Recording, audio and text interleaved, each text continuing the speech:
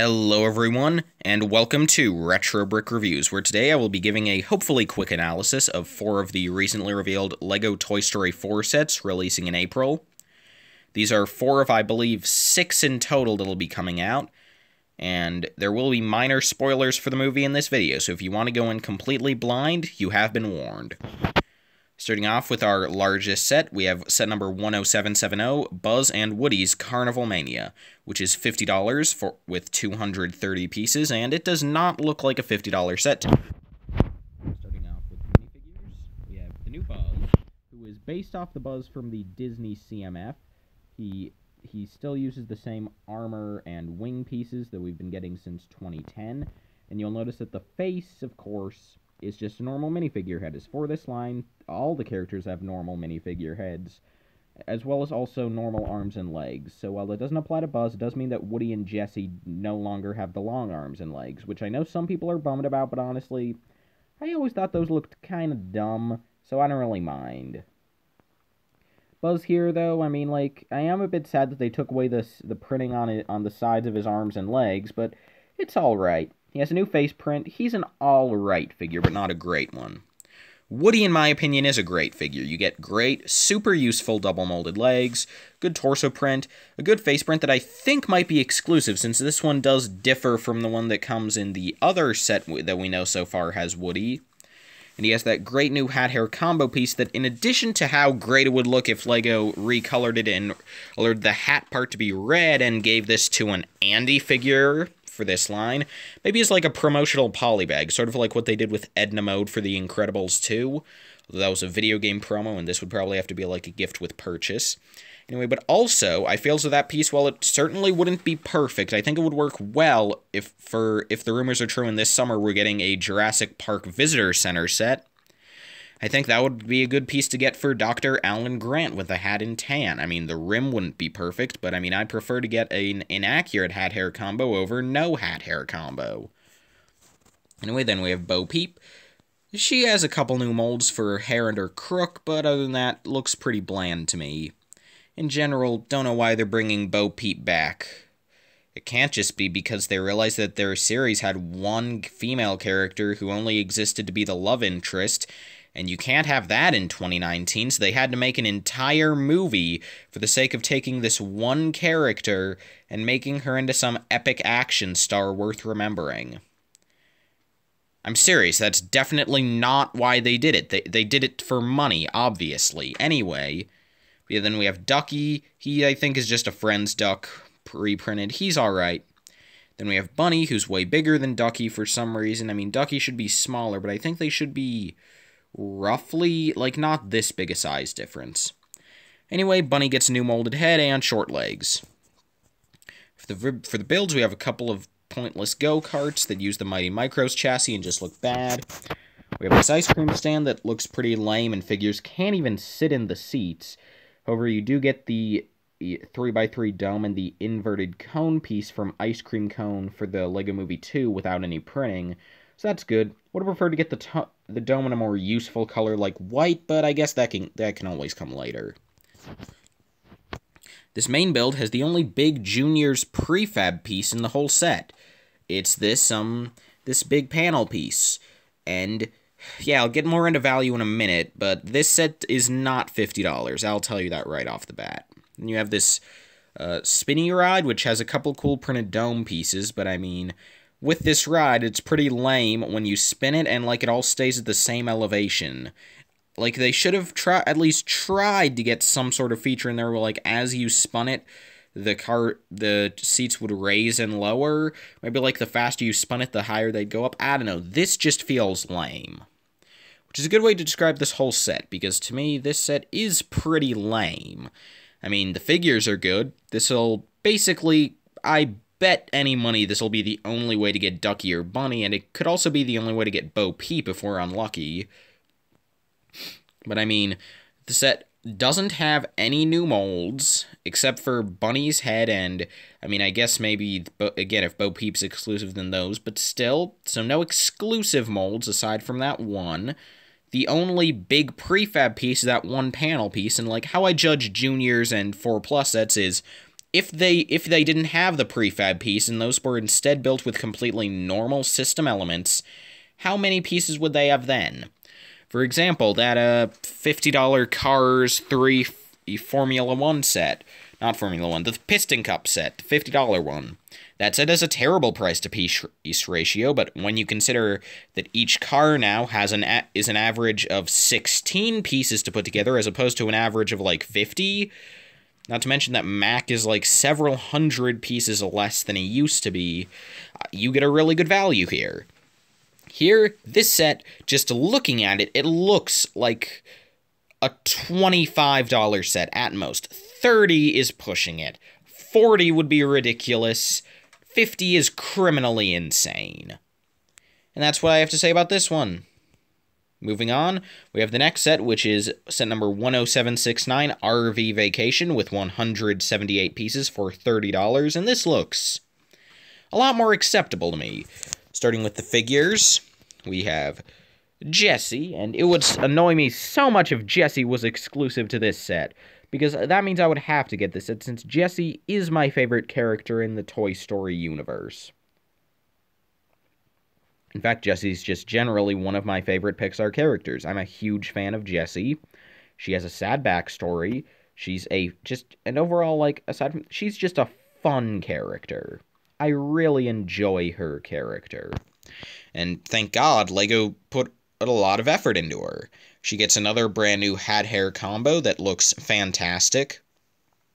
I mean, I was totally expecting it, but I was a bit worried before they revealed this figure that LEGO could always go cheap and reuse the Series 8, I want to say, cowgirl hair hat combo, but I'm so glad they didn't, because that would have been so lame. And this figure, this looks great. The face print, well, it's not perfect. I think it captures the energy of the character, if not the exact likeness.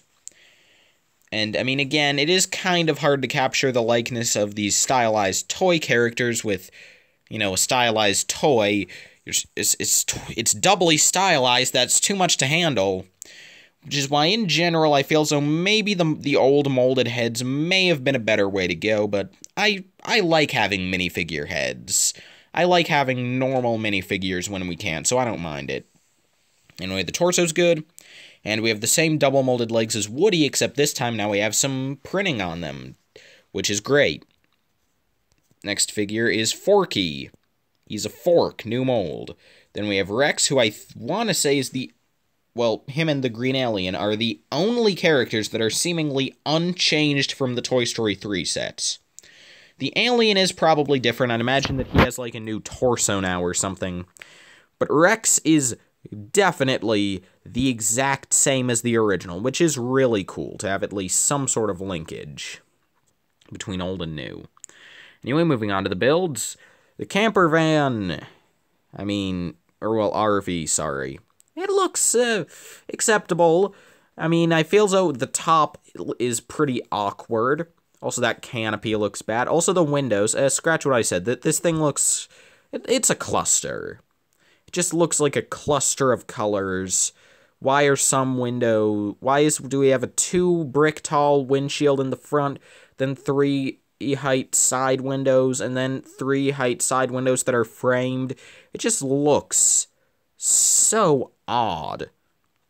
Anyway, then you have this little piece with a sign, which I believe is the first time we're getting the Queen Whatever I Wanna Be 1x4x3 face brick as not her face, but instead as a sign for the resort. I mean, I guess the whatever, the lodge would probably be more accurate. And I know that piece is only her face in one set, but that's what I think of it as, and that's what I'm always going to think of it as, probably, because that's where I saw it first. Anyway, and then you get a skateboard. And then for the lodge itself, yeah, this is another set that doesn't really use any prefab pieces. I mean, I guess this one has more, because you get that one for the, like, the bottom of the RV. And then I guess here you have, like, the terrain is a special piece. But, like, yeah, but this at least looks nice. The cabin itself has no interior, which is lame. But, like, outside you get a little table that the benches are way too small for a figure to sit on. You get a grill with a hot dog. I mean, yeah, this is a good set. It's not like the last one, where it's a bad set that's disgustingly overpriced. This is a good set that's, less disgustingly overpriced. Okay, this is not $35, but I could see this at $25. And, like, if this set goes on sale, it could very well end up near that, so I might get this set. And again, it could very well be the only set to get Jesse in, and also it might be the only set to get Forky in, although I kind of doubt that. And it'll almost certainly be the only way to get Rex, since he's not a super important character, so I'd imagine that they're not going to put him in a bunch of sets, so he'll probably be exclusive. Anyway, moving on to the next set. Yeah, for some reason these Carnival sets are just, like, really awful. Here we have, the Carnival Thrill Coaster, which is 98 pieces for 20 bucks, and, yeah, first off, not even going to zoom in on those figures, because these are literally two figures that you just saw earlier in this video. That's the same Buzz from the $50 set, and the same alien from the RV set we literally just looked at. They could not have, they spared so much expense here. I mean, you get like 3 new printed pieces. That bug face doesn't look good at all. You have a little snack cart. Then you have this roller coaster, and like that turnstile looks awful. It's not even guarding anything. You just walk through the side. Those stairs look so bad. And then the track is literally just a circle.